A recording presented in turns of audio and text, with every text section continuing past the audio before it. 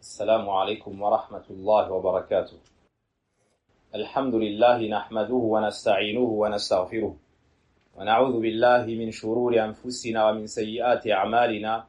ما يهده الله فلا مضل له ومن يضلل فلا هادي له، وأشهد أن لا إله إلا الله وحده لا شريك له، وأشهد أن محمدا عبده ورسوله. يا أيها الذين آمنوا اتقوا الله حق تقاته ولا تموتن إلا وأنتم مسلمون. يا أيها الناس اتقوا ربكم الذي خلقكم من نفس واحدة وخلق منها زوجها وبث منهما رجالا كثيرا ونساء، واتقوا الله الذي تساءلون به والأرحام إن الله كان عليكم رقيبا. يا أيها الذين آمنوا اتقوا الله وقولوا قولا سديدا يصلح لكم أعمالكم ويغفر لكم ذنوبكم، ومن يطع الله ورسوله فقد فاز فوزا عظيما. أما بعد، فإن أصدق الحديث كتاب الله جل وعلا، وخير الهدي هدي محمد صلى الله عليه وسلم، وشر الأمور محدثاتها، وكل محدثة بدعة، وكل بدعة ضلالة، وكل ضلالة في النار. إخوة الإيمان، حجاج بيت الله الحرام.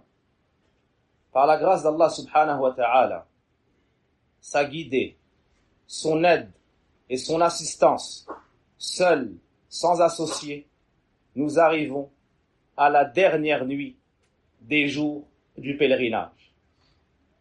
Cela après que chacun ait fait tous les efforts possibles pour s'enregistrer sur la plateforme. Cela après que chacun ait levé les mains sincèrement vers Allah afin qu'il fasse partie du nombre des invités d'Allah pour ce pèlerinage. Cela après avoir été entre l'espoir et la crainte, le cœur plein d'amour et de désir ardent de venir à la maison sacrée d'Allah pour répondre à l'invitation d'Allah tabaraka wa ta'ala et se soumettre à son ordre lorsqu'il nous a dit وَلِلَّهِ عَلَى النَّاسِ حِجُّ الْبَيْتِ مَنِ اسْتَطَاعَ إِلَيْهِ سَبِيلًا. C'est une obligation d'Allah sur les gens que d'accomplir le pèlerinage à la maison pour celui qui en a la capacité. Et vous avez tous répondu à votre Seigneur Labbaik Allahumma labbaik. Vous avez répondu à l'appel d'Allah tabaraka wa ta'ala et la talbiya vous a accompagné sans cesse jusqu'au 10e jour, lorsque vous avez lancé la première pierre sur la grande stèle. Tout ce que nous avons pu réaliser, c'est grâce à Allah. À lui la louange revient de droit. C'est lui qui nous a créés. C'est lui qui nous a donné nos sens et notre capacité. Puis c'est lui qui a fait converger notre cœur vers sa demeure. C'est lui qui nous a donné la santé et les moyens. C'est lui qui a fait qu'on soit ses invités. Donc réellement, c'est Ash-Shakur. Toutes les louanges lui reviennent de droit. Walhamdulillahi Rabbil Alamin. Nous allons parler, ikhwat al-Iman, d'une adoration des plus aimées chez Allah. Une des paroles préférées d'Allah. Le soleil ne s'est pas levé sur une meilleure parole, ainsi que ces trois autres. Elle fait partie du Coran. Et le prophète alayhi salatu wassalam l'a répété très souvent dans différentes situations. L'adoration de laquelle nous allons parler, ikhwat al-Iman, c'est at-takbir. At-takbir, c'est le fait de dire Allahu Akbar. Et Allahu Akbar, c'est un superlatif qui signifie Allah est plus grand. Sous-entendu, Allah est plus grand que tout. Et le takbir accompagne le musulman dans tous ses états et toutes ses situations. Et là est le titre de la conférence. At-takbiru مصاحب لحياة المسلم كلها. Le takbir accompagne la vie du musulman dans son entièreté. Le takbir, c'est une parole légiférée. Lorsque tu es joyeux et heureux, c'est une parole légiférée lorsque tu reçois une bonne nouvelle et l'annonce d'une merveille. C'est une parole légiférée lorsque tu es choqué ou que tu as entendu une parole grave ou vu un fait catastrophique. Le takbir est légiféré, que tu sois résident ou en voyage. Le takbir t'accompagne dans la plupart des adorations et pour cela, tu as été créé. Quand tu dis Allahu Akbar, ça veut dire Allahu Akbar min kulli shay. Allah est plus grand que tout, que toutes les créatures. Allahu Akbar fi rububiyyatih, dans sa seigneurie, Allah est le plus grand. Allahu Akbar fi uluhiyyatih, dans son adoration, c'est le plus grand. C'est le seul digne d'être adoré. Allahu Akbar fi asma'ihi wa sifatihi, dans ses noms et ses attributs. Lahul asma'ul husna wal mathalul a'la, à lui les plus beaux noms et les attributs les plus parfaits. Allahu Akbar fi ahkamihi, dans ses jugements, Allah est le plus grand. Allahu Akbar fi qada'ihi, dans tout ce qu'il décrète, Allahu Akbar. C'est le seul créateur, le seul maître et propriétaire, le seul administrateur des cieux et de la terre. Allahu Akbar. C'est le seul qui mérite l'adoration. Il n'y a rien sur terre, ni dans les cieux, ni dans les mers, qui mérite d'être adoré en dehors d'Allah, le Seigneur des cieux et de la terre. Allahu Akbar. Nul n'a la perfection comme Allah, dans ses noms, dans ses attributs et dans ses actions. Allahu Akbar. Cette parole accompagne le musulman dans tous ses états et dans toutes ses situations. À commencer, premièrement, par la salat. À commencer premièrement par quoi? Par la salat. As-salatu shi'aruha at-takbir. La prière a pour emblème le takbir. Et c'est même sa clé. Comme a dit le prophète sallallahu alayhi wa sallam, miftahuha at-takbir. Ou plutôt tahrimuha at-takbir. Tu rentres dans la prière et ce qui t'était permis auparavant devient interdit par la formulation de la grandeur suprême d'Allah en disant Allahu Akbar. Le prophète sallallahu alayhi wa sallam nous dit tahrimuha at-takbir, rapporté par Abu Daoud et Tirmidhi et Ibn Majah. Puis le prophète alayhi salatu wa salam, tout au long de la prière, prononçait le takbir. À chaque fois qu'il descendait, à chaque fois qu'il se relevait, il prononçait le takbir. Exception faite de lorsqu'il se relevait de l'inclinaison. Qu'est-ce qu'il disait? Sami'a Allahu liman hamida, Rabbana wa lakal hamd. En dehors de ça, à chaque fois qu'il descendait, à chaque fois qu'il se relevait, ou entre eux, ou pour tout déplacement dans la prière, il prononçait le takbir. Et les prieurs derrière l'imam suivent l'imam et prononcent à leur tour le takbir. Comme a dit le prophète alayhi salatu wassalam, innama ju'ila al-imamu liyutamma bih.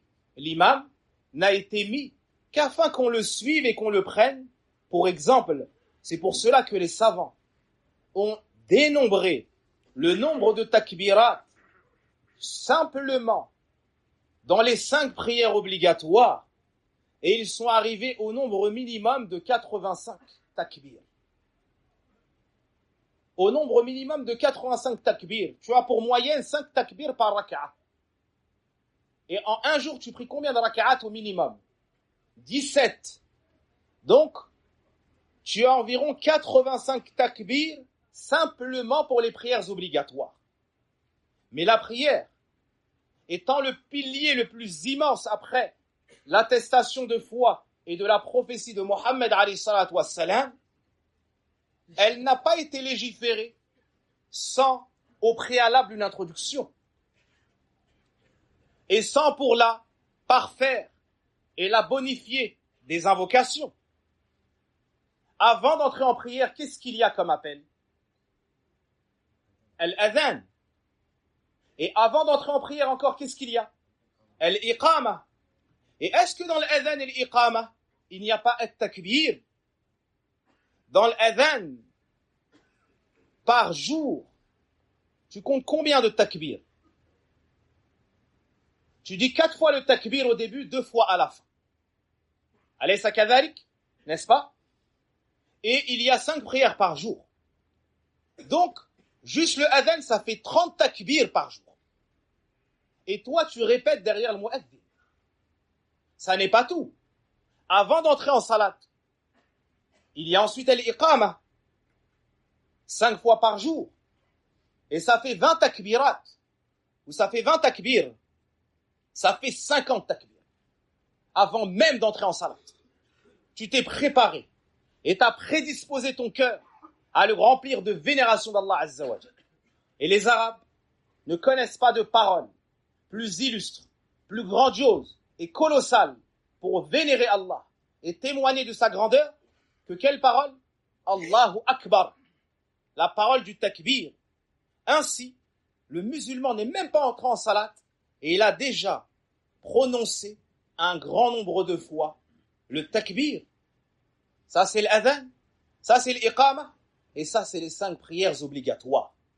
Passons au 3e point. Est-ce qu'on fait que les prières obligatoires? Non. Le prophète alayhi salatu wassalam, par exemple, nous a dit, celui qui préserve 10 unités de prière par jour, Allah lui construit une maison au paradis. Et dans l'autre hadith, 12 unités de prière. C'est ce qu'on appelle al-rawatib. Naam. Et si tu rajoutes à cela le witr, al-rawatib, ça va t'amener à 120 takbir. À 120 takbir. Et si tu ajoutes salatul witr en une seule raka'ah, tu auras 5 takbirat de plus. Et si tu fais 3 raka'at pour le witr, tu auras 15 takbirat de plus. Passons au 4e point. Al-adhkaru dubura kulli salah ou ba'da salah.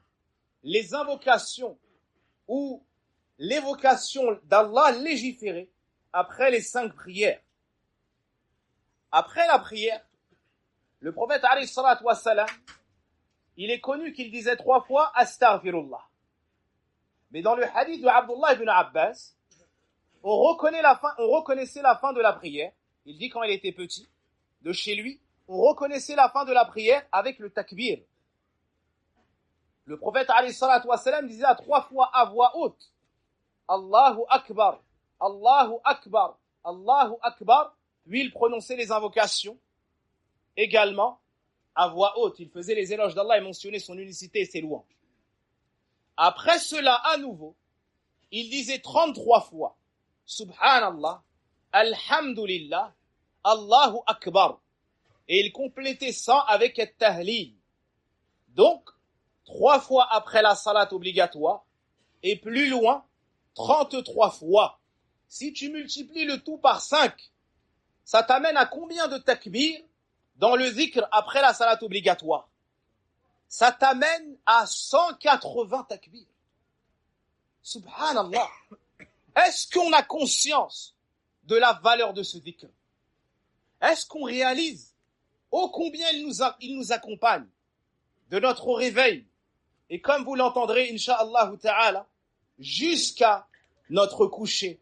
En réalité, le musulman doit donc comprendre que simplement avec la prière, qui est le 2e pilier de l'islam, et le lien solide entre toi et Allah, la législation qui a été révélée au prophète alayhi salatu wassalam, après qu'on l'ait élevé au-dessus des 7 cieux, pour qu'Allah lui parle directement, sans intermédiaire, comme il parla à Moussa alayhi salam taklima, et il lui a ordonné la salat, sallallahu alayhi wa sallam, simplement dans cette grande adoration.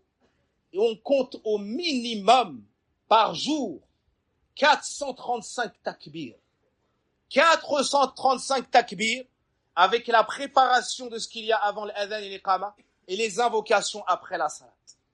qui avait réellement connaissance de cela? Qui a déjà médité sur la multitude et la grande quantité de takbir que le musulman prononce au quotidien avant la salat obligatoire, juste avant la salat obligatoire, durant la salat obligatoire et après la salat obligatoire. Passons au 5e point. Il y a 2 jours, que s'est-il passé dans l'ensemble des pays musulmans qui avaient vu la lune au même moment? Il y a une salat qu'on appelle comment? Salatul Eid. Et à Salatul Eid, il y a des takbirats qu'on appelle az-zawaid. Des takbirats qui sont recommandés, qu'on prononce après takbiratul ihram. Donc ça fait 7 takbirats dans la première rak'a et ça fait 5 takbirats dans la seconde. Ainsi, le jour de fête, le musulman prononce davantage le takbir pour vénérer son Seigneur et pour être reconnaissant pour toutes les grâces qu'il lui a dispensées. Et il témoigne cela à voix haute avec le takbir, avec ferveur. Ça fait 12 takbirats de plus pour la salat du Eid. Et lorsque le musulman décède, Allah Azza wa Jal l'honore comme il l'a honoré de son vivant. Allah honore tout humain. Il l'a créé, il lui a donné l'essence, il lui a donné la fitra et il lui a donné ce dont il avait besoin pour vivre dans ce bas monde. Puis, du fait qu'il ne saurait s'orienter seul vers lui, il lui a envoyé des messagers et il leur a révélé sur eux des livres. وَلَقَدْ كَرَّمْنَا بَنِي Adam. Allah nous dit, on a certes, sur la traduction des sens du verset, honoré le fils de Adam. Ça, c'est l'honorabilité qui est générale. Puis, il y a un takrim khas, une honorabilité qui est spécifique. C'est l'honorabilité qu'Allah a accordée qu'aux musulmans, en lui permettant de dire La ilaha illallah Muhammadur Rasul, en lui permettant d'accomplir les 5 prières, en lui permettant de sortir la zakat, en lui permettant de jeûner Ramadan, en lui permettant d'accomplir le pèlerinage à la maison sacrée, en lui permettant de lui obéir, de s'éloigner de sa désobéissance. Il l'a honoré de manière grandiose. Le musulman, il est honoré. Le musulman, il est honorable. Il ne convient pas de le mépriser. Il ne convient pas de le déprécier. Allah Azza wa Jal nous dit Yarfa'illahu alladhina amanu minkum. Allah élève ceux qui parmi vous ont la foi. Allah élève ceux qui parmi vous ont la foi. C'est pour cela que lorsque le musulman décède, on l'honore. Est-ce qu'on le laisse sur la terre jusqu'à décomposition? Non. Qu'est-ce qu'on fait? On le lave, on le parfume, on le met dans le linceul, on prie sur lui, on l'enterre, n'est-ce pas? On fait dua pour lui. On honore le musulman jusqu'à son dernier instant sur terre pour le mettre dans la terre. Eh bien, qu'est-ce qu'on fait dans Salatul Janaza? Dites-moi. On prononce combien de takbirat? Au minimum 4. C'est les textes les plus répandus. 4 takbirat. Subhanallah, même après ta mort, le takbir t'accompagne. Subhanallah. Tu es plus là. Avec ton âme. Ton corps est là. Ton âme s'est séparée de ton corps. Mais le takbir, lui, il ne se sépare pas de toi. On t'installe devant l'imam. Il se met au niveau de ta tête. Et il dit Allahu Akbar. Les gens derrière disent Allahu Akbar. Puis il récite Surat al-Fatiha. À nouveau, il dit Allahu Akbar. Puis il récite Salatul Ibrahimiyya. Allahumma salli ala Muhammadin wa ala ali Muhammad jusqu'à la fin. Puis une 3e fois Allahu Akbar. Les gens derrière disent Allahu Akbar. Et il récite ad-du'a pour le mort ou la défunte. Ensuite, une 4e fois Allahu Akbar. Ils font le taslim. Ça n'est qu'après avoir prononcé ces 4 takbirats qu'on porte le mort, on le dirige au cimetière et on l'ensevelit et on le met dans la terre. Wala hawla wala quwwata illa billah. On demande à Allah Azza wa Jal de nous accorder une bonne fin. Ça, c'est pour la prière. Quel est le 4e pilier de l'islam? As-siyam. Allah subhanahu wa ta'ala, proche de la fin du jeûne, ou à la fin du jeûne, lorsque le dernier coucher du soleil du mois de Ramadan a lieu, marquant l'entrée de la première nuit du mois de Shawwal, donc la fin du mois de Ramadan, et l'annonce du lendemain, le Eid al-Fitr, il nous est légiféré at-takbir. Et ce, jusqu'à la venue de l'imam pour faire la prière du Eid. Allah nous dit dans le Coran, dans Surat al-Baqarah, يريد الله بكم اليسر ولا يريد بكم العسر ولتكملوا العدة ولتكبروا الله على ما هداكم ولعلكم تشكرون. Allah veut pour vous la facilité. Il ne veut pas la difficulté pour vous. Et afin que vous complétiez le nombre, c'est-à-dire des jours, que vous proclamiez la grandeur d'Allah pour vous avoir guidé et afin que vous soyez reconnaissants. Tu prononces le takbir à la fin de Ramadan pour louer Allah, pour mentionner sa grandeur, pour témoigner ta reconnaissance. Il t'a permis d'être en vie et de finir le mois de Ramadan, de le jeûner et d'œuvrer dans le mois de Ramadan. Il t'a guidé à ces grands emblèmes de l'islam. Alors tu prononces le takbir jusqu'à ce que l'imam arrive pour commencer Salatul Eid. Et l'imam commence Salatul Eid avec quoi? Avec le takbir. Subhanallah, tu t'arrêtes pas du takbir. Tu n'arrêtes pas le takbir. Et quand tu penses que c'est fini, ça recommence de plus belle. Comme Allah dit dans le Coran, فَإِذَا فَرَغْتَ فَانصَبْ وَإِلَى رَبِّكَ فَارْغَبْ. Ça veut dire quoi? Lorsque tu finis, comment est-ce qu'on va traduire? Développe ce désir, c'est-à-dire, quand tu finis ton action, prépare-toi pour une autre. Tu finis tes œuvres, soit de dunya, et ben tu repars dans une adoration. Et aussi tu finis une adoration, tu te reprépares pour faire une autre adoration. Il y a si peu, on était fil Medina ou bien fi Mecca, il y a 2 mois et demi. Pour quel mois? Pour le mois de Ramadan. Et on faisait la Umrah de quoi? De Ramadan. Et nous voici ici, dans le mois de Dhul Hijjah, pour faire le Hajj. À nouveau, fi Baytillah al-Haram. Tu finis une action, tu repars dans une autre. Tu reposes ton cœur, tu lui redonnes vigueur et il désire ardemment retourner vers Allah. Ainsi, on a saccadé, on a fragmenté les différentes adorations afin qu'on ne se lasse jamais, afin qu'on n'observe jamais de lassitude dans notre cœur. Dans le Hajj, avez-vous eu conscience que le takbir vous a accompagné? Le Hajj a lieu dans quel mois? Dhul Hijjah, n'est-ce pas? Dès que le mois de Dhul Hijjah entre, il nous est légiféré de beaucoup prononcer le takbir et de faire beaucoup d'adorations, et particulièrement le takbir. Puis, quand le Hajj commence, après l'ihram, quand tu arrives à la Kaaba et que tu vas commencer ton tawaf, quelle est la première parole par laquelle tu commences à arriver à la pierre noire? Allahu Akbar. Ton tawaf commence par quoi? At-takbir. Puis, à chaque fois que le prophète alayhi salatu wassalam repassait par la pierre noire, qu'est-ce qu'il disait, ikhwat al-iman? Allahu Akbar. Sauf au 7e tour, il apparaît qu'il n'a pas dit Allahu Akbar. Mais est-ce que ça fait que 6 takbirat? Voyons la sunna du prophète alayhi salatu wassalam dans le hadith de Jabir radiallahu anhu, lorsqu'il est parti à Maqam Ibrahim et a dit وَاتَّخِذُ مِن مَقَامِ إِبْرَاهِيمَ مُصَلَّى, et qu'il a fait 2 rak'ah avec Al-Fatiha puis قُلْ يَا أَيُّهَا الْكَافِرُونَ, puis Al-Fatiha et Surat Al-Tawhid قُلْ هُوَ اللَّهُ أَحَدٌ. Ensuite il est parti boire de l'eau de Zamzam et on a versé sur la tête. Puis il est revenu à la pierre noire et il l'a salué à nous. Il l'a salué à nous. Le takbir t'accompagne au début du tawaf, au milieu du tawaf, et lorsque tu finis le tawaf. Après le tawaf, tu fais quoi? Et tu vas où? Au Mas'a, tu vas au Sa'i. Et lorsque tu montes sur El Marwa, qu'est-ce que tu dis?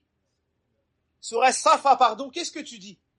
At-takbir, Allahu Akbar. Subhanallah, quelle est donc cette adoration qui ne se sépare jamais du croyant? Tawaf, takbir. Premier jour d'Il Hijjah, takbir. salat takbir. Avant salat takbir. Après salat takbir. Nawafil, rawatib takbir. 8 takbir. Il vient au hajj, est-ce qu'il va se reposer du takbir? Non, il va se délecter du takbir. Il va se délecter du takbir. Il va remplir son cœur de la vénération d'Allah Azza wa Jal par la mention de sa grandeur, en mentionnant qu'il est plus grand que toute chose. Il arrive à As-Safa. Il dit 3 fois Allahu Akbar en se dirigeant vers la Kaaba. Naam. Puis, quand il finit le dhikr, il lève les mains, il fait dua. À nouveau, il dit Allahu Akbar 3 fois. À nouveau, il dit Allahu Akbar 3 fois. Il finit le dhikr, il lève les mains, il fait dua. Une 3e fois, il prononce le takbir 3 fois. Il finit le dhikr et il part à Al-Marwa. Arrivé à Al-Marwa, il se met en direction de la Qibla et il dit 3 fois Allahu Akbar et il refait la même chose que ce qu'il a dit, que ce qu'il a fait à As-Safa. Et il fait 7 allées en tout. Ça fait combien de takbir dans le sa'i? Il y a 3 fois 3 takbir, n'est-ce pas? Il y a 3 fois 3 takbir. Fois 7. Ça fait combien en tout? Comment? 63 takbir. Dans quoi? Quelle adoration? Le sa'i. Le sa'i. N'est-ce pas? Ensuite, il va se couper les cheveux. Puis il remercie Allah Azza wa Jalla. Naam. Si c'est la Umrah, ou si les mutamatti', yatahallal, il sort de l'ihram. Le 8e jour de Dhul Hijjah, il se remet en état d'ihram. Avec la formulation du tawhid. Naam. Et il se rend à Mina. Et il se rend à Mina. Et il prononce beaucoup la talbiya. Et il prononce beaucoup le takbir. Qu'a dit le prophète sallallahu alayhi wa sallam à ce sujet? Ma ahalla muhillun qattu illa bushir. Jamais une personne ne prononce la talbiya sans recevoir une bonne nouvelle. Wala kabbara mukabbirun qattu illa bushir. Et il n'y a pas une personne qui dit Allahu Akbar sans recevoir une bonne nouvelle. Les compagnons ont dit bil jannah. Les compagnons ont dit la bonne nouvelle du paradis. Et le prophète alayhi salatu wassalam leur a répondu oui. Le prophète alayhi salatu wassalam leur a répondu oui. Donc quand tu es en chemin et tu prononces le takbir et tu prononces la talbiya, subhanallah, tu reçois la bonne nouvelle du paradis. À chaque fois que tu prononçais la talbiya en chemin, à chaque fois que tu prononçais le takbir, tu recevais la bonne nouvelle du paradis. Combien de fois vous avez dit la talbiya quand vous avez quitté Médine jusqu'à Mecca? Combien de fois vous avez dit la talbiya lorsque vous êtes parti de l'hôtel jusqu'à Mina? Combien de fois vous avez dit la talbiya à Mina? Combien de fois vous avez dit la talbiya de Mina à Arafat, puis à Arafat, puis de Arafat à Muzdalifa, puis à Muzdalifa, puis de Muzdalifa à la grande stèle, et là vous avez seulement arrêté la talbiya. J'aimerais bien savoir en moyenne combien de fois la personne a prononcé le talbiya et ajouté à cela le takbir. Eh bien sachez qu'autant de fois qu'il a prononcé la talbiya et le takbir, il a reçu la bonne nouvelle du paradis. Allahu Akbar. Wallahi al-azim. Wallahi al-azim. Alladhi la ilaha ghayruh. Si Allah Azza wa Jal envoyait une seule fois un ange pour t'annoncer une seule fois dans ta vie la bonne nouvelle du paradis, que cela te procurerait un sentiment d'allégresse tel qu'il s'en faudrait de peu pour que ton cœur lâche et que tu meurs de joie. Pensez-vous cette chose trop loin? Le prophète alayhi salatu wassalam a annoncé que lorsque les gens du paradis vont entrer au paradis et que les gens de l'enfer vont entrer en enfer, et on va leur dire Ya ahlal jannah, ô vous les gens du paradis. Alors ils vont tendre l'oreille et lever la tête. Puis on va dire la même chose aux gens de l'enfer, ils vont faire la même chose. Et on va amener un bélier matérialisant la mort. Et on va leur dire, est-ce que vous reconnaissez cela? Ils vont dire oui. Pourquoi? Ils ont tous goûté la mort. Ils vont dire oui, c'est la mort. Et on va sacrifier la mort. Puis on va leur dire, ô vous les gens du paradis, vous avez à vivre et ne plus jamais mourir. Ô vous les gens de l'enfer, vous avez à vivre et ne plus jamais mourir. Les gens du paradis vont être touchés d'une allégresse telle, c'est-à-dire une joie qui est incontenable, qui explose, qui se répand et qui s'extériorise à un point tel que si la joie avait pu tuer, il serait mort. Et les gens de l'enfer, à l'inverse, vont être touchés d'un désarroi tel et d'une tristesse tellement profonde que si la mort avait pu, si la tristesse et l'affliction avaient pu tuer, il serait mort.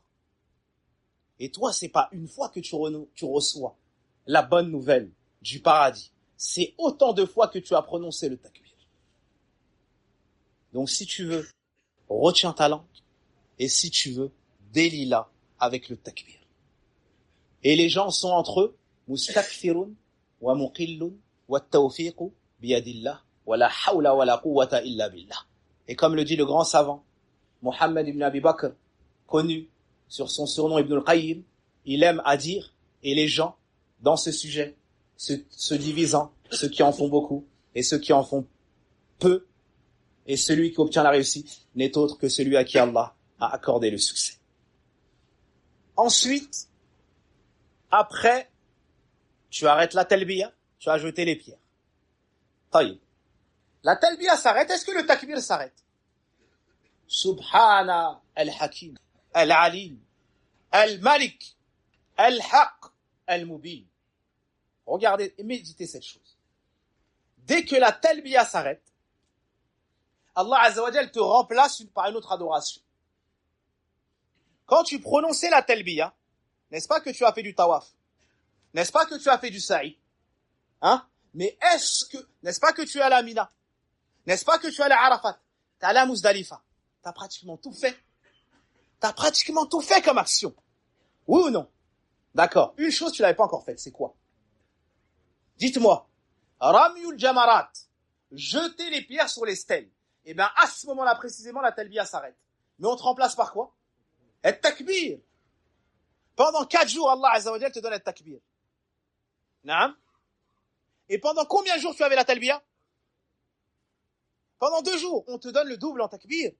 Tu arrives, tu jettes les 7 pierres, tu prononces le takbir donc combien de fois? 7 fois. Ça, c'est combienième jour? C'est le jour du Eid, le 10e. Tamam. Ensuite, qu'a fait le prophète alayhi salatu wassalam? Dites-moi. Nahar. Il a sacrifié les bêtes, n'est-ce pas? Combien de bêtes a-t-il amené? 100 bêtes. Allahu Akbar. Est-ce que c'était des moutons? C'était des ibils, c'était des chameaux. Combien est-ce qu'on a payé l'udhiyya, al-hadi? 170 €. Vous savez, c'est combien un chameau? C'est combien un chameau? Vous savez ou pas? Cherchez la réponse, à la fin, vous m'apportez la réponse. Le prophète, alayhi salatu wassalam, wallahi al-azim, on a demandé à ses épouses, elles ont dit, il nous arrivait de ne pas voir le feu dans la cheminée. Al-hilal, wal-hilal, wal-hilal. Ça veut dire qu'il ne mangeait pas de viande. Parfois, durant 3 mois consécutifs. Et c'était la demeure la plus noble qui connut ce bas monde. Habité par le plus noble des hommes qui connut ce bas monde. Habité par les femmes les plus nobles qui connut ce bas monde, les épouses du prophète alayhi salatu wassalam. Et pourtant, il n'avait pas ça. Il n'avait pas la dunya qu'on a. Et subhanallah, lorsqu'il s'agit d'Allah, et lorsqu'il s'agit de kabbar Allah, de mentionner la grandeur d'Allah, et de vénérer Allah, combien de bêtes il amène à sacrifier? 100. Et un chameau, ça représente beaucoup, et c'est la richesse la plus prisée chez les Arabes. Mais il avance le chameau en sacrifice pour son Seigneur, et lui ôte la vie, retire son âme, fait couler son sang. Pourquoi? Parce que Allahu Akbar. Pourquoi? Parce que Allahu Akbar. Parce que Allah est plus grand que tout, plus grand que cet argent, plus grand que la valeur de ce chameau, plus grand que l'amour des choses de ce bas. Ça, c'est pour El-Ibil.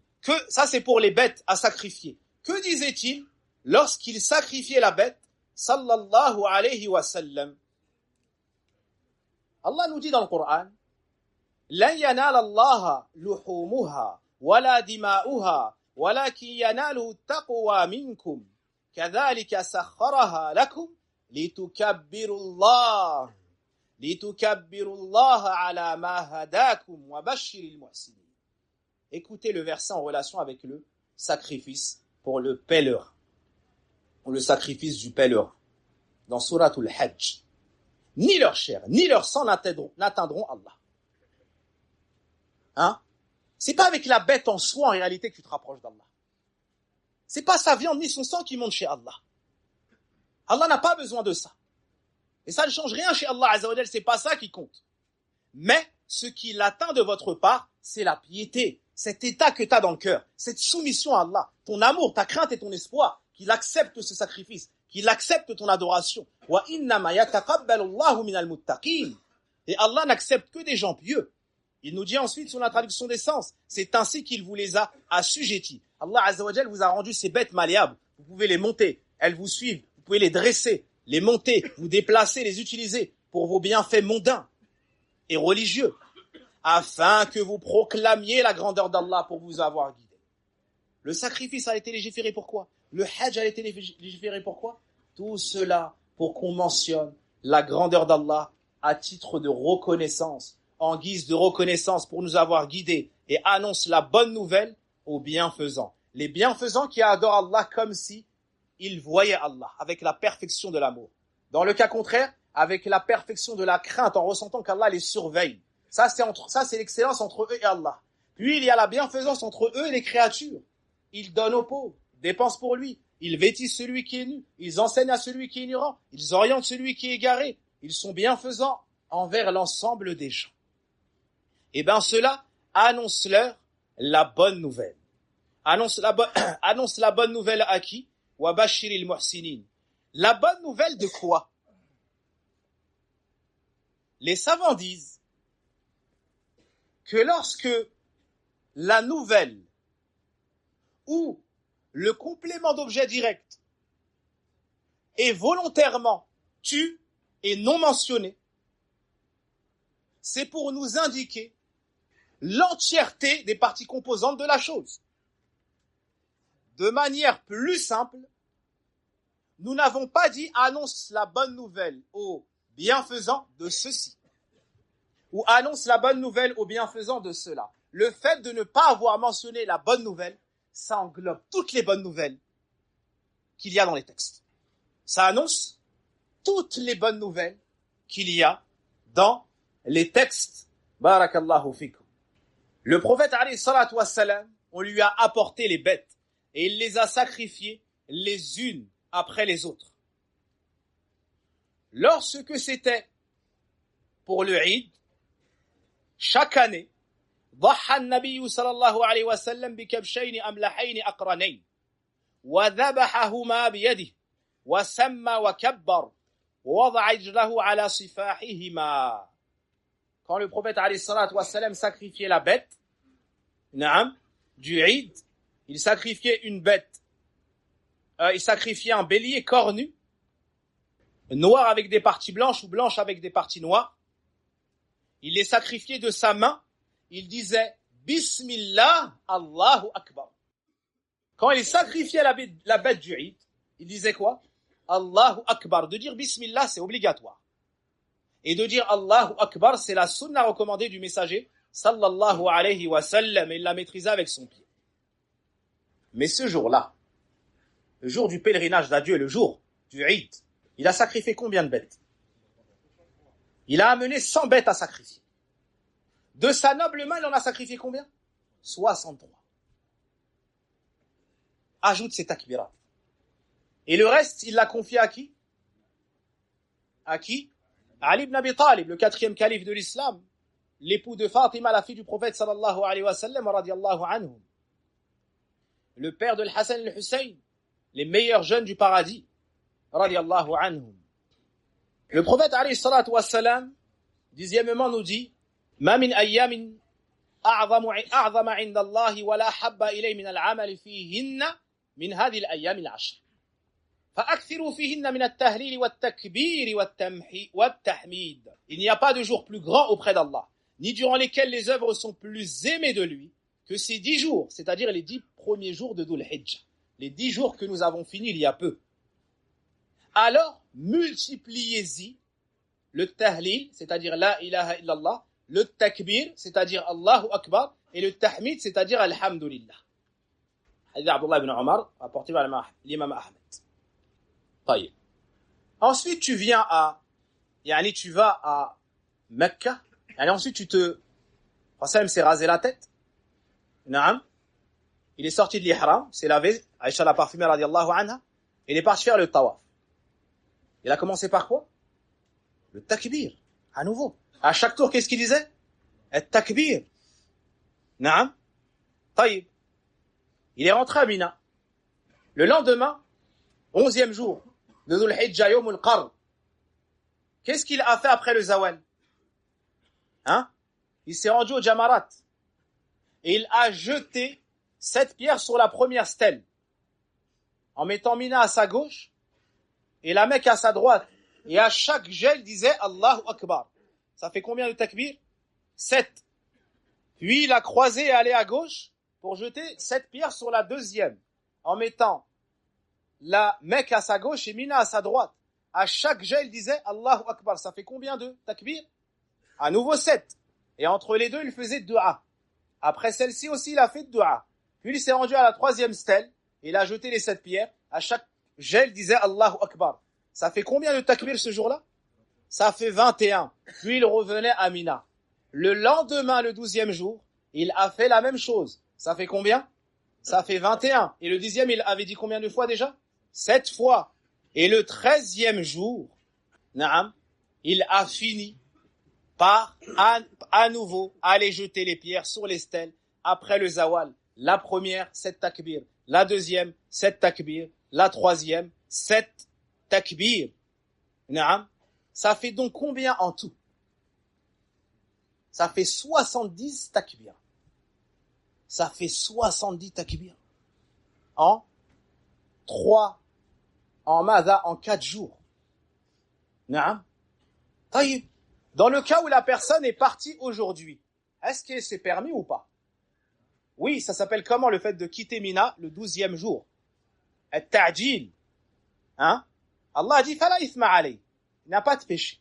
Cependant, tu dois aller jeter les pierres après le zawal et tu dois quitter Mina avant le coucher du soleil. Dans le cas où il a fait ta'jil, il a combien de takbir avec les jamarats? Si on enlève 21 à 70. Dites-moi. Ça fait 49 takbir. Donc au minimum, celui qui a fait ta'jil, Allah Azza wa Jal l'honneur de 49 takbir en corrélation avec le jet des pierres sur les stèles.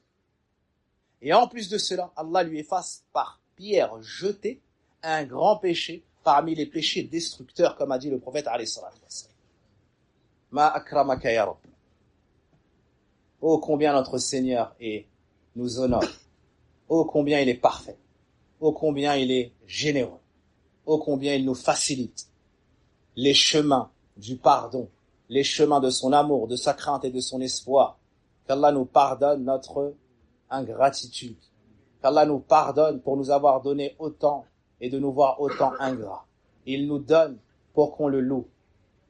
On lui désobéit avec ses bienfaits. Il nous donne pour qu'on le remercie. On utilise ses bienfaits pour lui désobéir. Il nous donne et il nous dit qu'il nous a tout donné pour la salate. Et on n'applique pas cette salate comme il aime, à l'heure comme il aime, à la mosquée comme il aime, avec concentration comme il aime. Puis on lui désobéit, mais il nous donne encore pour se faire aimer davantage dans le cœur du croyant, pour qu'il ait honte, pour qu'il regrette, pour qu'il demande pardon et revienne à Allah Azza wa Jal. Subhanallah. Et s'il ne revient pas, il lui met des épreuves sur son chemin pour qu'il se rende compte, de sa petitesse, de sa faiblesse et de sa vulnérabilité. Alors, dans la difficulté, il revient vers Allah et il émet des promesses. Si tu me sauves, si tu me donnes, si tu guéris mon malade, si tu me sauves de cette situation, je reviendrai à toi et je délaisserai les péchés et je t'obéirai. Alors il sauve son serviteur. Il répond au serviteur lorsqu'il est dans la détresse. Qui répond à l'invocation de celui qui est en détresse et dissipe le mal? Et lorsque mon serviteur t'interroge à mon sujet, je suis proche. Ujibu da'wat ad-da'i idha da'an. Allah répond. Allah répond. Allah le sauve, mais à nouveau, il retombe encore dans des péchés. Fa inna lillahi wa inna ilayhi raji'un. Qu'Allah pardonne notre faiblesse et qu'il nous permette dans ce hajj d'avoir un repentir sincère, celui après lequel, d'avoir un hajj mabrour et un repentir sincère, c'est-à-dire celui après lequel on ne retourne pas au péché. Et les savants ont dit que parmi les empêchements de la récompense du hajj mabrour, il y a, ikhwat al-iman, le fait d'avoir quitté un péché dans son pays, mais de manière temporaire en se disant, dès que je reviens, je retourne au péché. A'udhu billah. Ça, c'est pas un repentir sincère. Celui qui porte dans son cœur le péché et que rien ne l'a empêché de commettre le péché, si ce n'est le voyage, le pèlerinage, mais il sait pertinemment qu'il n'a pas cessé le péché en réalité, mais c'est temporaire et qu'une fois de retour, il va s'adonner à la désobéissance d'Allah et à ce péché. Les savants ont dit que c'est pas un repentir sincère, c'est pas un hajj mabrour. Attention, attention, toi le locuteur, attention toi l'auditeur, attention à ne pas laisser des péchés en suspens en se disant qu'on va retourner à ces derniers, parce que sinon on perdra la récompense du repentir sincère. La récompense du hajj mabrour, vous savez c'est quoi? C'est qu'Allah nous pardonne les péchés. C'est qu'Allah nous fasse entrer au paradis, sous lesquels coulent des ruisseaux, pour y demeurer éternellement. Ça, c'est dans Surat al-Tahrim. Et dans le hadith, il n'a pas d'autre récompense si ce n'est le paradis. Il n'a pas d'autre récompense si ce n'est le paradis. Est-ce qu'on est prêt à risquer de perdre ces deux grandes récompenses, chacune valant plus que ce bas monde et tout ce qu'il contient? Gare à toi le locuteur. Gare à toi l'interlocuteur. Donc, la personne a jeté les pierres et elle a fini son hajj en disant quoi? Elle a fini Mina, elle a quitté Mina, elle s'est séparée des Jamarat et son dernier souvenir sera quelle parole? Allahu Akbar. Subhanallah. C'est quoi le deuxième pilier de l'islam? C'est la salat. Avec quoi il rentre dans la salat? Allahu Akbar. Qu'est-ce qu'il y a le plus dans la salat? At-takbir. C'est quoi le cinquième pilier de l'islam? Non, c'est quoi le quatrième pilier de l'islam? C'est le jeûne. Il conclut ce mois avec quoi? Et il commence le nouveau mois avec quoi? Le takbir. Comme on a vu. C'est quoi le cinquième pilier de l'islam? C'est le hajj. Il quitte la terre et les endroits qu'il a tant souhaité voir, qu'il a tant souhaité adorer Allah dedans, avec le dernier jet de pierre sur la dernière stèle, et voilà qu'il retourne chez lui, où il retourne à son hôtel, à son lieu de séjour, n'est-ce pas? Son dernier souvenir, le dernier souvenir que tu auras, la dernière personne dont tu auras le souvenir avec toi à ton hajj, c'est celui qui était à côté de toi le jour où tu as jeté la dernière pierre. C'est ça qui va rester enraciné dans ta tête. Et les œuvres ne valent que par leur finalité. Est-ce que le musulman, le pèlerin s'arrête là dans le takbir? Il rentre à Mecca, il se repose, il fait tomber la fatigue. Et les jours qui étaient difficiles, il commence à les regretter. Il disait, Wallah, c'était trop bien en vrai. Subhanallah. Et quand on était à Arafat, Masha'Allah, et quand on a dormi à Muzdalifa par terre, et qu'ils nous ont dit, faites demi-tour, il n'y a plus de place, mais qu'Allah Azza wa Jal nous a facilité un sac de couchage, entre deux frères, avec un oreiller, Masha'Allah, et tu te rappelleras, quand on t'a dit qu'il faudra marcher, de Muzdalifa à Mina, de Mina à Jamarat, de Jamarat à l'hôtel, de l'hôtel, tu prends le taxi, tu marches pour faire Tawaf, tu marches pour faire As-Sa'i, et tu reviens jusqu'à Mina. Et que la personne commence à regarder c'est combien de kilomètres ça, c'est dur. Faut quoi comme chaussures? Faut quoi comme sandales? Pense pas au takbir à ce moment-là.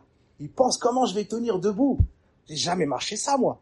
Moi, je prends la voiture pour aller acheter ma baguette au quartier. Hein? Je prends ma voiture pour aller acheter la baguette. Bon, il n'y a plus de baguette où je suis, mais je prends la voiture. Naam, pour aller voir mes frères que j'aime. Hassan. Hein? Abou Bakr. Et mes frères que j'aime, les autres. Naam, talabat al-ilm ahl sunnah. Hein? Barakallahu fikum. Après cela, tu rentres, tu fais tes courses, tu penses à ta famille et tu commences à acheter les cadeaux du voyage. Et ensuite, la ministre des Affaires de l'Intérieur, elle t'a envoyé une liste pour être sûr, comme si tu étais au marché, que tu n'oublies rien, comme si tu étais venu au Hajj pour faire des emplettes. Naam. Et si c'est une des meilleures, elle te dira avant d'envoyer la liste, taqabbal Allahu mink.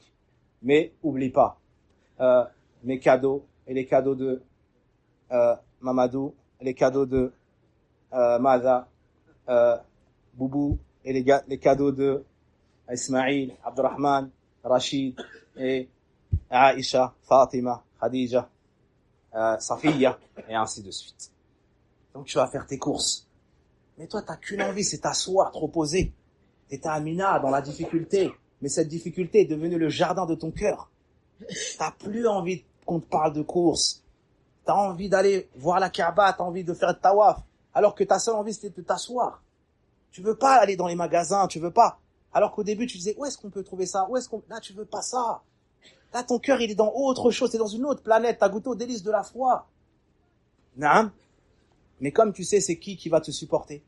Comme tu sais, c'est qui va t'accueillir. Comme tu veux la paix. Comme tu sais, naam, que l'homme il a besoin de la femme pour vivre et que la femme a besoin de l'homme. Et comme tu sais que tes enfants, bien qu'ils t'aiment, ils aiment la dunya aussi, alors il faut que tu leur amènes les cadeaux. Alors tu vas faire tes courses. Et ensuite, Harry, il reste de la place dans ta valise. Hein? Toi, t'as de la place dans ta valise. Harry, wallah, c'est chaud, hein? Ah, d'accord, fin. D'accord. Et, Harry, t'as de la place? Ah, faut que je vois avec, madame, mais elle a rempli. Naam. Ensuite, il y a la tata Sonike ou la tata maghrébine qui, c'est combien? Mon fils, c'est combien pour ajouter une valise? Ça, c'est encore un autre niveau. Hein? Parce que Tanti, elle paye pas la valise. Hein? C'est Mamoudou qui paye la valise. C'est Bakary qui paye la valise. Hein? Et Khalti, elle paye pas la valise. Hein? C'est Abdoul Ilah qui paye la valise. Donc, elle demande. Mais en réalité, hein, elle sait que l'argent, il est là.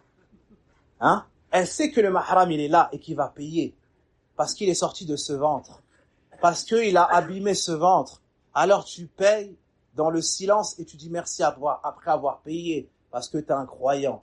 Et plus tu dépenses, plus tu dis merci maman, merci Oumi. Est-ce que tu veux autre chose? Est-ce que 3 valises, ma chère mère bien-aimée, te suffiront? Hein? Après avoir rempli la valise de tata déjà? Naam. Mais tu payes, y a pas de problème. Et ce croyant-là, son épouse, voyant le traitement luxurieux ou luxueux qu'il donne à sa mère, et elle a eu le droit que à 13 kilos dans la valise, hein? Elle lui dit, excuse-moi, si ça te dérange pas, si vraiment c'est possible, si ça te dérange pas, bien sûr, non. Hein? Il lui refuse. Il lui dit non. Ça te suffit pas, t'as acheté ça, t'as dépensé ça. Kada, oui, mais il manque ma sœur, ma cousine, la voisine, et ainsi de suite. Et non, et kada. Alors il lui permet 2 kilos. Et il y a la mère avec 3 valises, et il y a l'épouse avec une demi-valise. Est-ce qu'il a été juste, ce frère? Qu'est-ce que vous en pensez? Bien évidemment, il a été juste. Vous pensiez que j'allais répondre quoi? Il a même honoré, masha'Allah. Il l'a amené jusqu'à Mecca. Il a été à son service comme jamais il a été pendant au minimum 10 jours. Il l'a supporté. Hein? Et quand elle était lente dans le tawaf, le sa'i, et entre tel rite et tel rite, et elle s'excusait de la lenteur, il lui disait, c'est pas grave. Le prophète sallam a dit, rifqan bil qawarir, mais dans son cœur, il disait, Allahul musta'an, et il avait mal aux pieds. Mais il te l'a pas dit. Moi, je t'en informe. Parce que c'est quand on est dans la tente qu'on se le dit. Hein? Maintenant que c'est séparé. Hein? Subhanallah. Après tout ça, ikhwat al-iman, le takbir est-il fini? Non. Que nous a dit le prophète alayhi salatu wassalam? De faire du dernier lien avec la Mecque et ce pèlerinage quoi? La maison sacrée. Donc tu vas accomplir la dernière obligation avant de quitter Mecca, avant d'emporter avec toi ce souvenir mémorable, jamais périssable, comme s'il t'avait accompagné de manière sempiternelle. C'est-à-dire qu'il dure comme s'il avait duré depuis tout temps. Et qu'est-ce que tu vas accomplir? Tawaf ul-wada', le tawaf d'adieu. Par quoi est-ce que tu vas commencer ton tawaf? Allahu Akbar. Le takbir te rattrape. Vis avec le takbir si tu as compris tout ça. Tu ne peux pas éviter le takbir. Le takbir t'accompagne dans toutes tes situations, dans tous tes besoins, dans toutes tes peurs et tes joies. Tu prononces 6 fois au moins le takbir et ensuite tu rentres, prends tes bagages et tu quittes ce pays.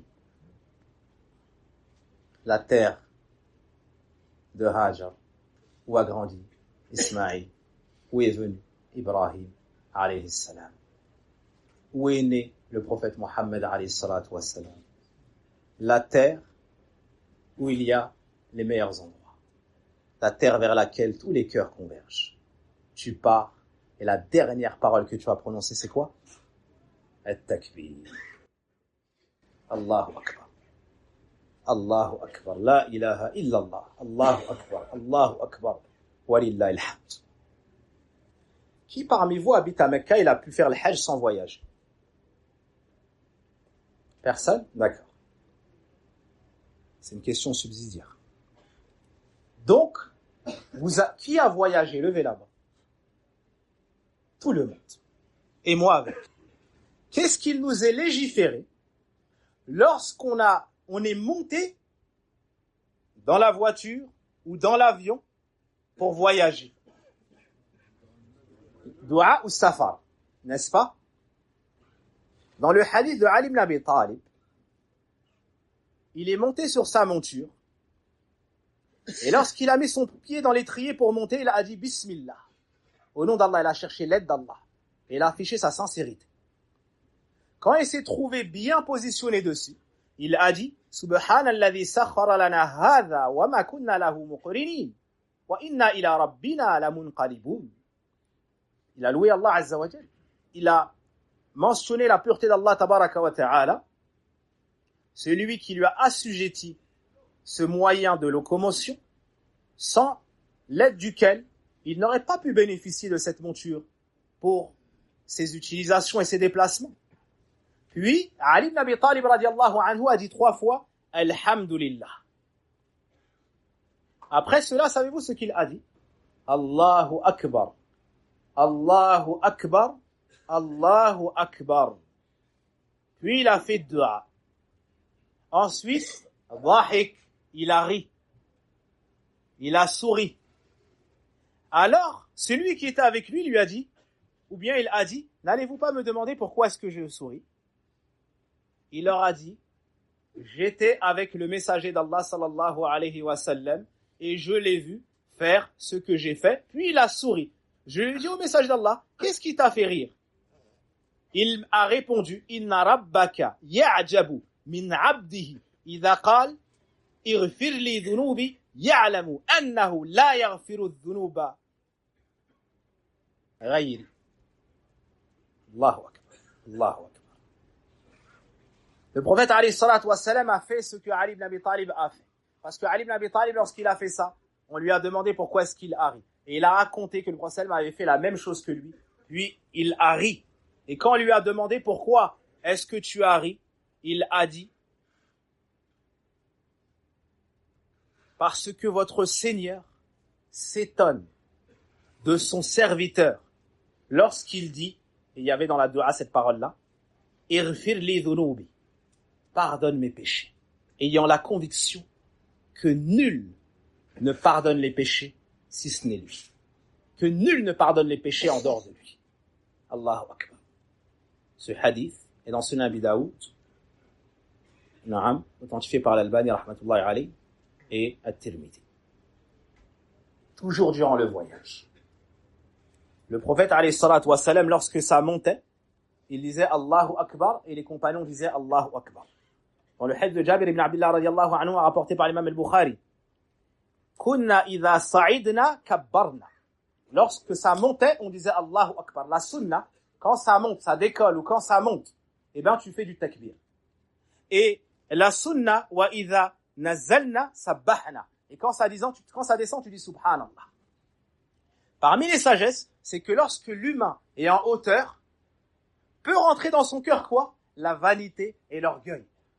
Alors il monte, il voit il a une vision plus générale de ce bas monde. Et il se voit au-dessus un peu, n'est-ce pas?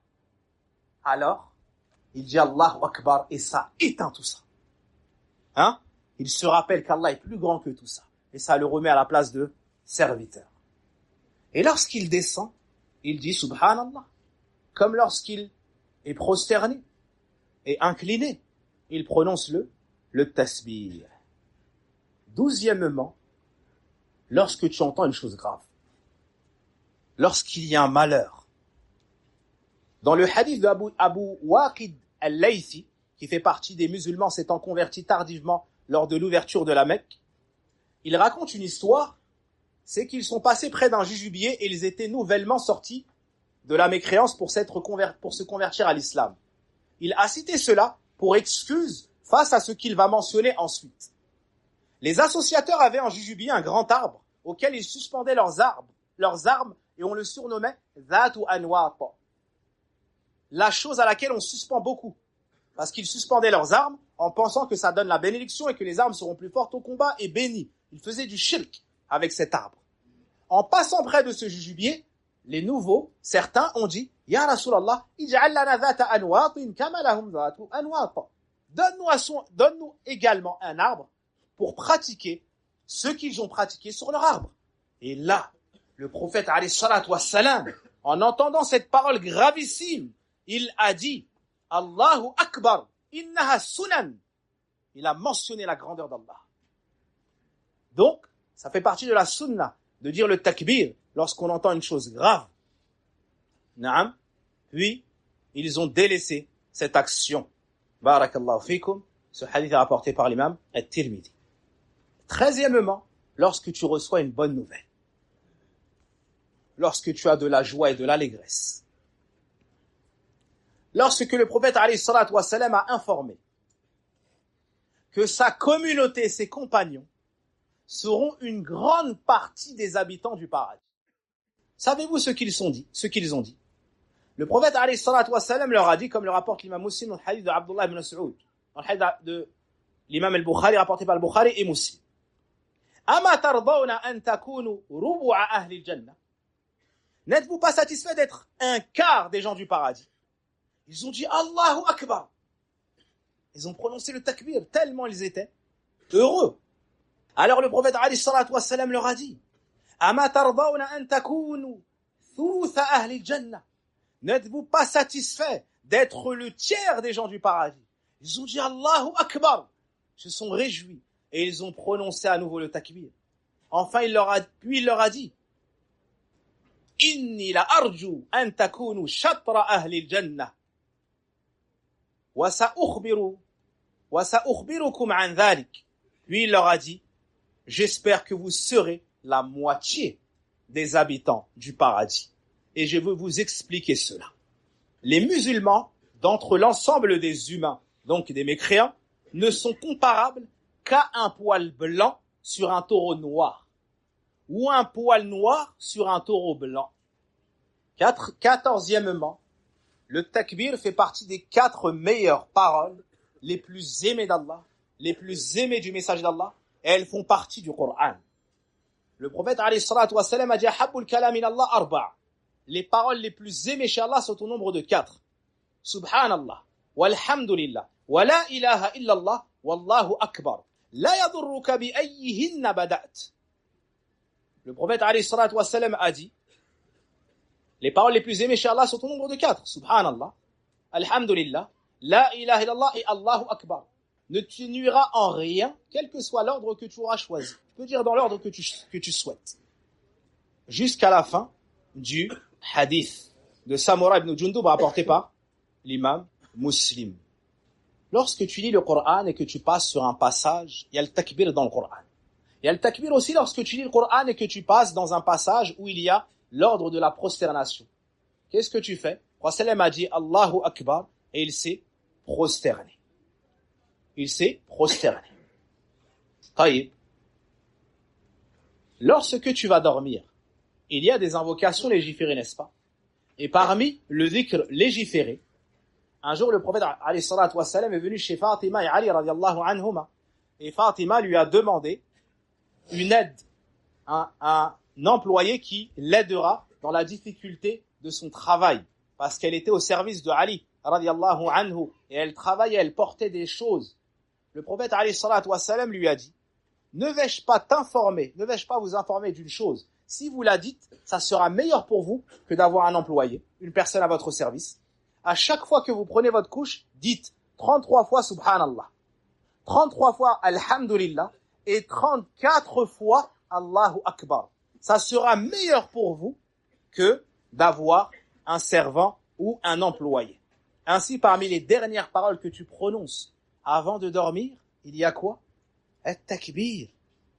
Naam, il y a At-takbir. Barakallahu fikum. Après la prière obligatoire, qu'est-ce qu'il t'est légiféré de dire? On a déjà cité Allahu Akbar, yani astaghfirullah. Ensuite, yani 3 fois Allahumma anta salam. Ensuite, le takbir. Puis, tu dis 33 fois Subhanallah, Alhamdulillah, Allahu Akbar. Naam. Tayyib. Il y a un grand hadith. Le hadith de Adi ibn Abi Hatim al-Ta'i. Le prophète sallallahu alayhi wa sallam l'a invité à l'islam. Il raconte cette histoire. Il dit que le prophète alayhi salatu wa sallam l'a invité au din et il lui a dit Ya Adi, ma afarrak, ô Adi, qu'est-ce qui te repousse? An yuqala la ilaha illallah. Qu'est-ce qui te repousse dans la parole, dans le fait de dire nulle divinité ne mérite d'être adorée si ce n'est Allah? Qal fahal min ilahin illallah. Y a-t-il de divinité méritant l'adoration si ce n'est Allah? Puis il lui a dit wama afarrak an yuqal Allahu akbar fahal shay'un akbaru min Allah azza wa jal. Et qu'est-ce qui te repousse qu'on dise Allah est plus grand que toute chose? Et est-ce qu'il y a une chose plus grande que Allah azza wa jal? Adi raconte et il dit fa aslamt, je me suis converti à l'islam. Subhanallah, avec deux choses. Premièrement, le fait qu'aucune divinité ne mérite l'adoration si ce n'est Allah. La deuxième, il n'y a rien de plus grand qu'Allah. Donc parmi les plus grandes causes pour inviter les gens à l'islam, le fait de leur exposer Allahu Akbar, ses sens et ses preuves. Ses sens et ses preuves. Mes très chers frères, serviteurs d'Allah, invités du tout miséricordieux, vous êtes vers la fin d'une grande adoration dans un noble mois. Faites donc des efforts et remplissez votre cœur et votre temps de takbir, le temps qu'il vous reste. Et n'ayez pas peur d'élever votre voix. Et n'ayez pas honte d'élever votre voix. Certaines personnes sont distraites, d'autres ignorantes, et d'autres ont honte. Et d'autres ont honte. Mais subhanallah, est-ce que le chanteur chantant la perversion a honte, lui, lorsqu'il proclame le faux et l'indécence? Est-ce que le pervers a honte, lui, lorsqu'il proclame sa perversion, la filme et la propage? Donc n'aie pas honte de proclamer le takbir, comme le faisait le prophète alayhi salatu wa sallam à voix haute. Comme le faisait Omar al-Khattab, il marchait. Comme Omar al-Khattab, comme Abu Huraira, il marchait dans les camps à Mina, il marchait au marché. Et il prononçait le takbir, et les gens, en entendant leur takbir, se rappelaient, et ils prononçaient à leur tour le takbir. Et lorsque tu prononces le takbir, rappelle-toi la grandeur d'Allah dans ton cœur, et qu'Allah est plus grand que tout, et qu'il n'y a pas plus grand qu'Allah Azza wa Jal. Et si tu vénères Allah et tu mentionnes Allahu Akbar, agis en conséquence. Celui qui adore autre qu'Allah n'a pas kabbar Allah, n'a pas vénéré Allah en mentionnant sa grandeur plus que tout. Celui qui a une mauvaise opinion d'Allah et qui fait un hajj et qui pense qu'Allah ne va pas lui pardonner et ne va pas exaucer les pèlerins, il n'a pas kabbar Allah. Il n'a pas mentionné qu'Allah est plus grand que tout dans son cœur ni sur sa langue. Celui qui ne vénère pas Allah et qui lui obéit en public mais lui désobéit en secret, il n'a pas kabbar Allah. Celui qui a obéi à Allah durant le voyage et le hajj, mais il a la ferme intention de retourner au péché, de laisser la prière en groupe ou à l'heure, il n'a pas kabbar Allah.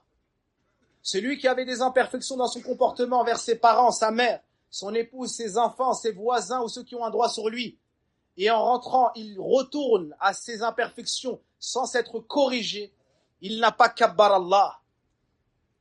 Allah Azza wa Jal veut de nous que le takbir nous accompagne dans toute situation, en tout endroit.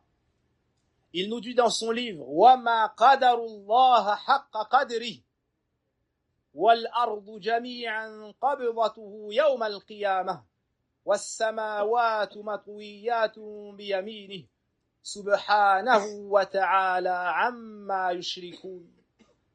Vers la fin de Surat Az-Zumar, Allah Azza wa Jal, après avoir exposé le tawhid, son bienfait, la voie du polythéisme et ses méfaits, il nous dit « Et ils n'ont pas estimé Allah comme il méritait de l'être. Or, de la terre tout entier, il ne fera qu'une poignée, et les cieux tout entiers, il les pliera dans sa main droite. Exempt soit-il, il est au-dessus de tout ce qu'il lui attribue comme associé. » Allah nous dit dans le Coran « Ma lakum la tarjuna lillahi waqara » Qu'avez-vous à ne pas vénérer Allah comme il se doit, comme a expliqué Abdullah ibn Abbas. Comment est-ce qu'on pourrait vénérer et s'humilier devant des créatures qui ont été créées, qui sont nées hier, qui vont mourir demain, et entre les deux, ils ont une vie imparfaite, sujette aux imperfections, aux maladies, au sommeil. Ils rentrent aux toilettes et en sortent. Et laisser, après tout ça, El-Kabir, El-Azim, El-Akbar, El-Muta'al, El-Jabbar, El-Samad, El-Ahad.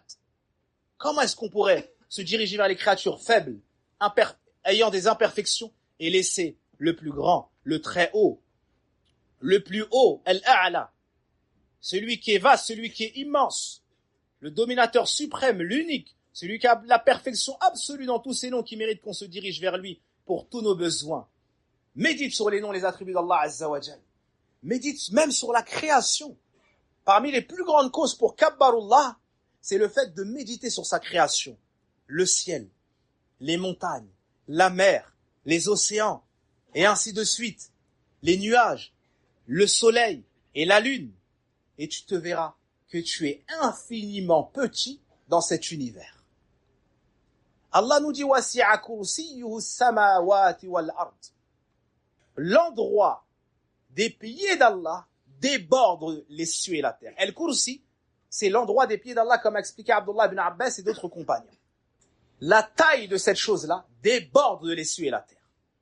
Et au-dessus, il y a le trône d'Allah, et le Kursi est infiniment petit face au trône d'Allah. Et l'univers est infiniment petit face au Kursi d'Allah. Et nous, on est infiniment petits face à cet univers. Donc ça doit nous amener à vénérer Allah, à adorer Allah et à n'adorer personne en dehors d'Allah. Allah nous dit dans le Coran, dans Surat Al-Isra, « Qul ilhamdulillah.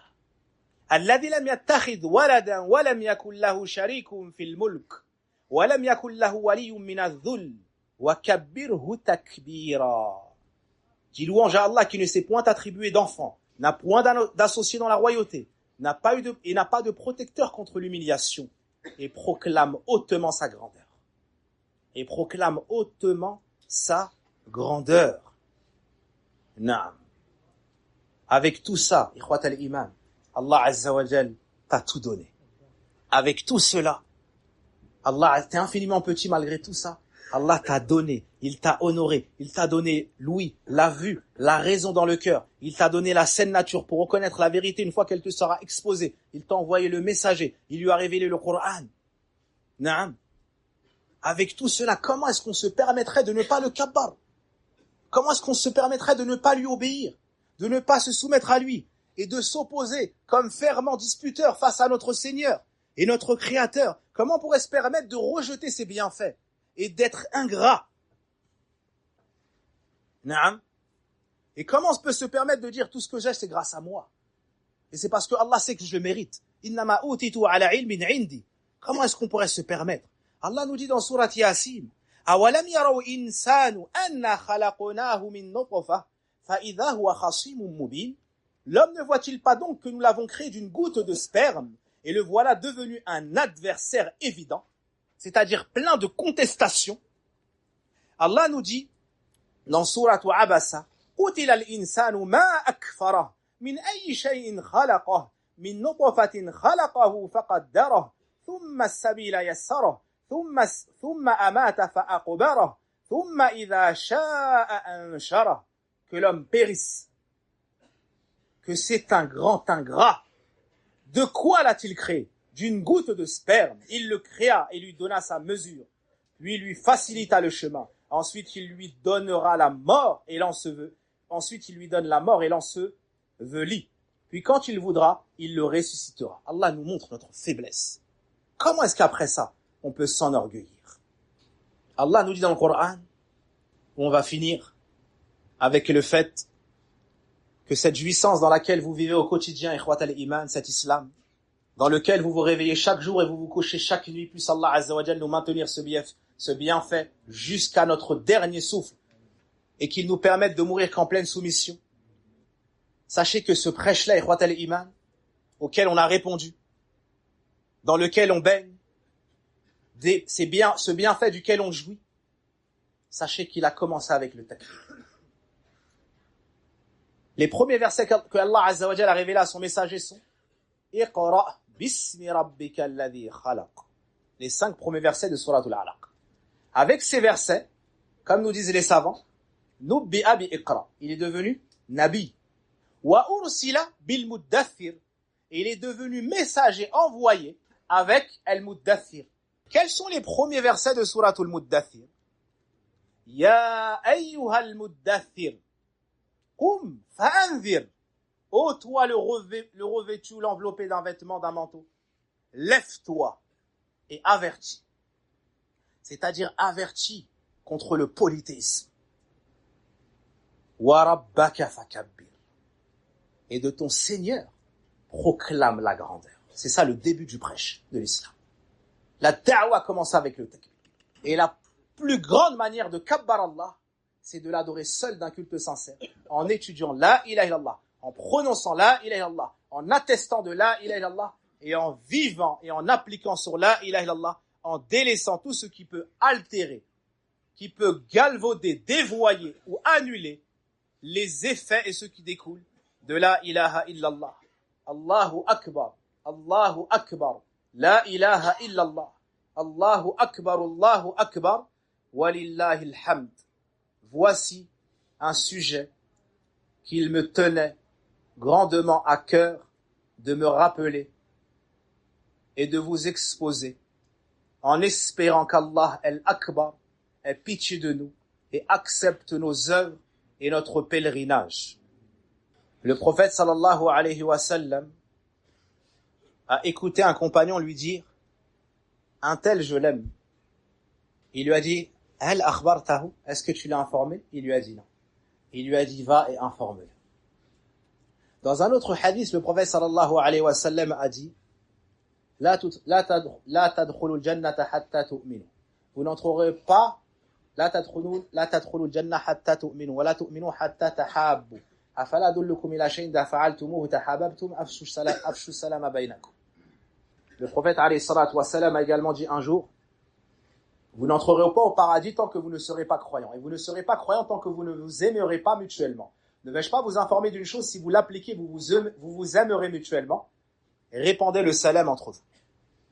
Tu croises ton frère, tu dis assalamu alaykum, tu gagnes 10 récompenses. Ou bien assalamu alaykum wa rahmatullah, tu gagnes 20 récompenses. Ou bien assalamu alaykum wa rahmatullahi wa barakatuh, tu gagnes 30 récompenses. Et si tu ornes et tawaj et couronnes le tout du sourire et de noble caractère et de joie de rencontrer ton frère, alors ça, c'est une lumière superposée sur une autre lumière. Et nous, on n'a pas grandi dans l'exposition de nos sentiments. Naam. On a grandi différemment. Mais l'islam nous rattrape, nous fait fondre les métaux les plus durs que le plomb, les cœurs durs, et nous éduque à nous comporter comme le prophète nous a enseigné. Naam. Qui a déjà dit à sa mère, je t'aime? Levez la main. Ceux qui ont déjà dit à leur mère, je t'aime. Levez la main. Vous vous rendez compte que ça fait pas 40%? Ça fait pas 30%? Pourquoi on dit pas? Hein? Parce que le cœur est dur, on n'a pas l'habitude, on n'a pas, et ainsi de suite. C'est qu'une histoire d'habitude et d'entraînement. Est-ce que l'enfant, quand il naît, et que tu veux le coucher, il se sauve et se cache sous le lit, dans la chambre? Tu connais ça? Hein? Oui ou non? Non. D'abord, tu entends, viens, vite, viens. Qu'est-ce qu'il y a? Tu cours, je crois qu'il y a un problème. Machallah, mon fils, ma fille, regardez, elle tient debout. Toi, tu comprends rien à ce qui se passe. Parce que c'est la première fois qu'elle est debout. Donc, le parent, il est content. Et il appelle l'autre. Hein? Et celui qui est pas marié, qui a pas d'enfant, il dit, qu'est-ce qu'il raconte? Il se tient debout. C'est quoi la faïda? Ça sert à quoi? Hein? Ça rapporte pas de bien, ça enlève pas de mal. Hein? Puis, il commence à faire 2 pas, il tombe. Puis 3 pas, puis 4 pas, puis il fait la ligne, puis il fait la longueur, puis la largeur. Et ensuite, il court. Et ensuite, il fait de hauteur, et ensuite du vélo, et ensuite de la moto, peut-être. Hein? Eh ben, c'est pareil. Au début, tu dis, salam alaikum, maman. Tu dis, salam alaikum. Avec une voix étrange. Pas de joie, pas d'amour, pas d'affection. Alors que quand il parle à la princesse, il prend une voix mielleuse qu'on lui connaît même pas. C'est même pas sa vraie voix. Ensuite, il commence à s'éduquer un peu plus. Salam alaikum, maman. Et il lui fait un bisou sur la joue. Et après, il commence à s'éduquer un peu plus. Il lui fait un deuxième bisou sur la tête, mais sur le côté, timidement, du bout des lèvres. Et après, elle a la honte. Elle dit, mais qu'est-ce que tu fais? Mais laisse-moi. Hein? Parce qu'elle n'a pas l'habitude. Hein? Tu lui dis, arrête, jeune fille. Hein? Alors qu'elle a 60 ans, tu la fais rire. Après, tu lui fais 2 bisous, tu le rajoutes. Elle rit, elle est jeûnée, et après la gêne, elle commence à, le miroir, il commence à se casser petit à petit. Hein? Il y avait une planche de bois, c'était un faux miroir, il commence à tomber, maintenant il y a le vrai miroir, et c'est du cristal.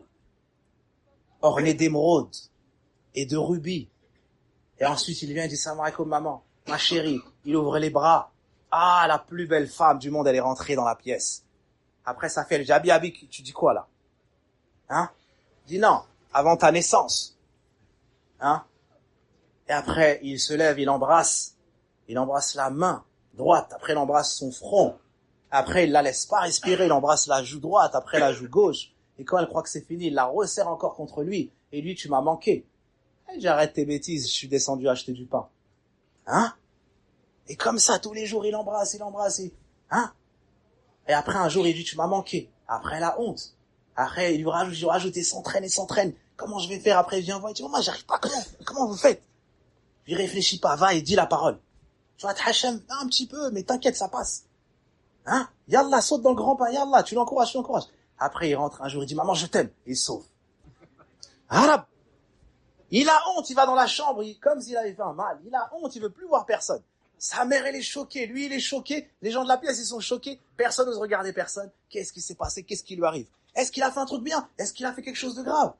Et ensuite, on se croise dans la pièce, on a honte. Chacun, il a honte de l'autre. Et après, il revient et lui dit. Et après, il prend goût.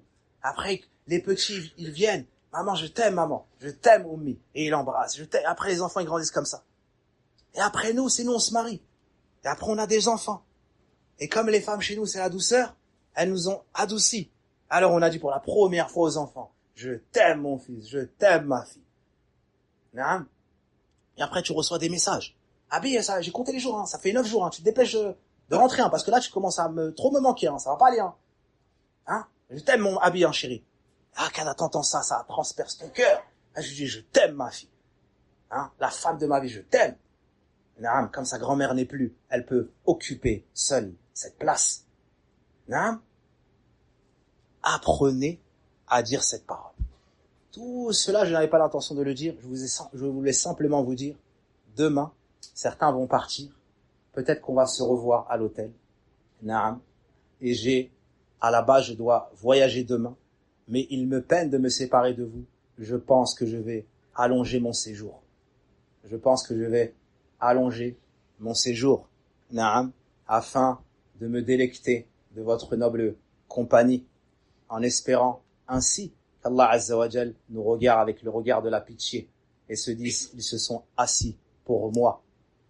Je leur ai à tous pardonné, donné le paradis, préservé de l'enfer, comme c'est venu dans le hadith. Et vu que le prophète m'a dit, va lui dire, je vous dis, uhibbukum fillah, et je ne vais pas me sauver, mais c'est un peu dur. Wa sallallahu wa barik. Et je dis à Sadaq, c'est mon meilleur ami. Depuis combien d'années? C'est un historien, c'est lui qui ramène les années. Combien? Depuis 21 ans, il me supporte. Personne n'a réussi à me supporter 21 ans, sauf ma mère, rahimahullah. Naam, et ma tante. Naam. Et l'avenir, on verra pour l'avenir qui nous supporte encore. On a voyagé ensemble, on a étudié ensemble, on a fait la Umrah ensemble, on a enseigné ensemble, on a fait da'wa ensemble. Naam, uhibbuka fillah. Naam. Ceci est, et je disais donc que peut-être demain, certains on ne les verra plus, peut-être certains on les entendra plus ronfler, et on regrettera leur bruit.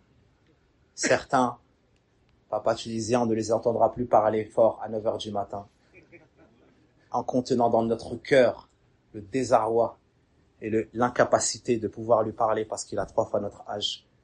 Alors on patiente, et qu'on a fait le conseil, on n'a pas le droit de le contredire nous-mêmes.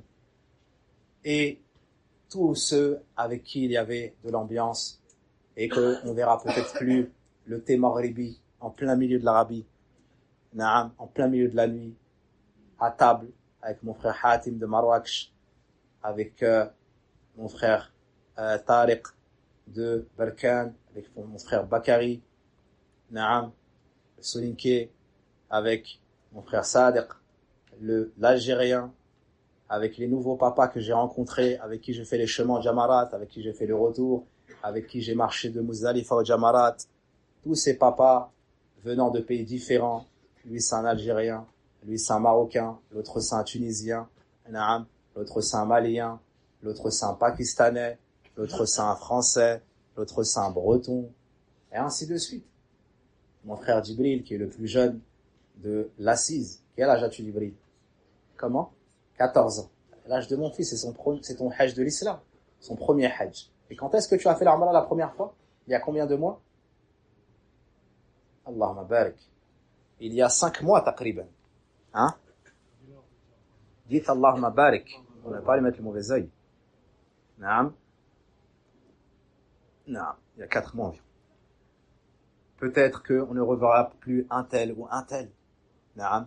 Mais au moins, on se sera dit les choses. C'est que c'est un honneur pour moi de vous avoir comme compagnie.